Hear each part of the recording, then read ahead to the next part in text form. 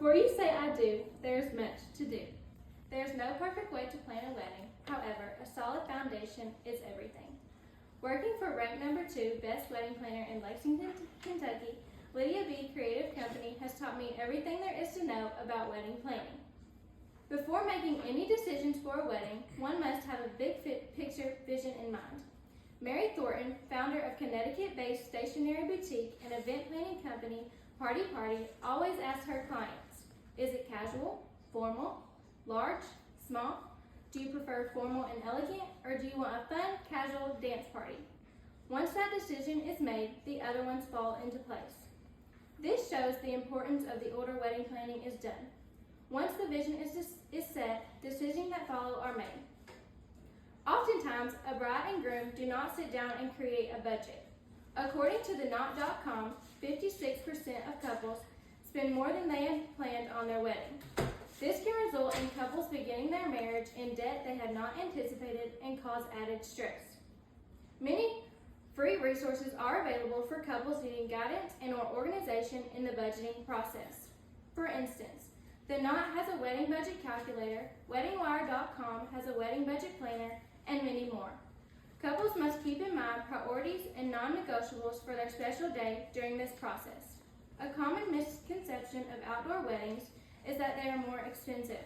However, there are many additional elements that are associated with higher costs that come with an outdoor reception.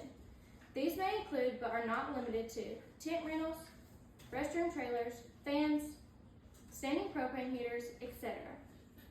However, when budgeting, many couples forget gratuities. Gratuity is expected to be given to any vendor that is performing services for you, your wedding party, or your family and friends. These may include bartenders, event staff, coordinators, parking staff, servers, live bands, cosmetologists, etc. The standard tipping rate is 20% of the total cost of their service.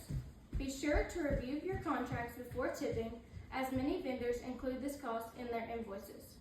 After your final bill is totaled, you can discuss payment options. Many primary vendors cost a pretty penny, depending on the package that you choose. There is no need to pay the entire balance at once unless you choose to do so.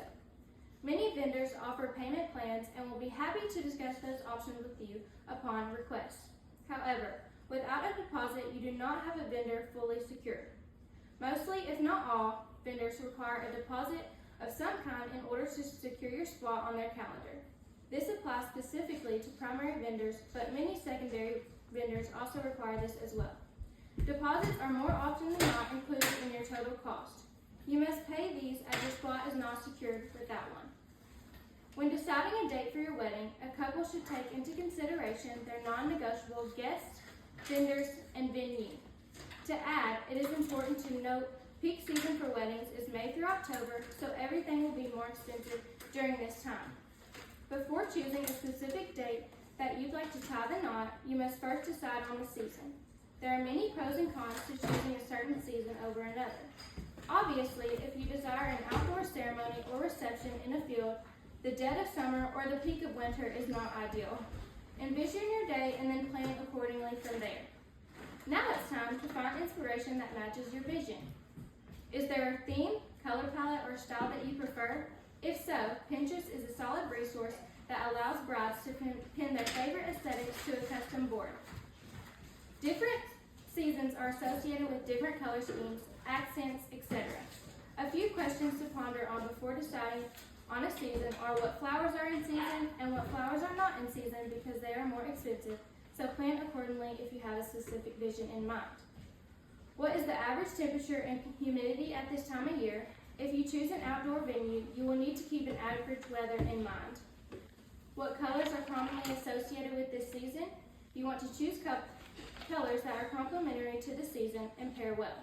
For example, if you want to refrain from deep, warm autumn tinted colors in a light and bright summer wedding. In that case, you may want to consider pastels or a maximalist color palette. Consider your decor preferences. Oftentimes, outdoor ceremonies and in some cases, receptions do not require a large amount of decor due to the natural beauty of the venue and nature that surrounds it. Other important notes on choosing a date include, but are not limited to, consulting with important people in your life to ensure that the date does not conflict with previously arranged plans. You do not want to schedule your wedding on your brother's medical school graduation or the same time your in-laws have a cruise to the Caribbean planned. When planning your wedding, the vendor team that you choose plays a vital role in the overall success of your day. There are two types of vendors, primary and secondary. Primary vendors are ones that can only do one wedding per day. They include, but are not limited to, venue, florist, bar, photography and videography, officiants, planners, and live musicians. Secondary vendors can do multiple weddings or events in one day. They include linens, event insurance, attire, cosmetics, transportation, lodging, cake and dessert, tent vendors, and tables and chairs. When working with vendors, it is important to receive quotes that are comparable to one another. Remember, cheaper is not always better. In conclusion, it's important to have a solid foundation when it comes to organizing your special day. Be intentional and detailed with each step you have taken in today through hearing this informative speech. Happy planning!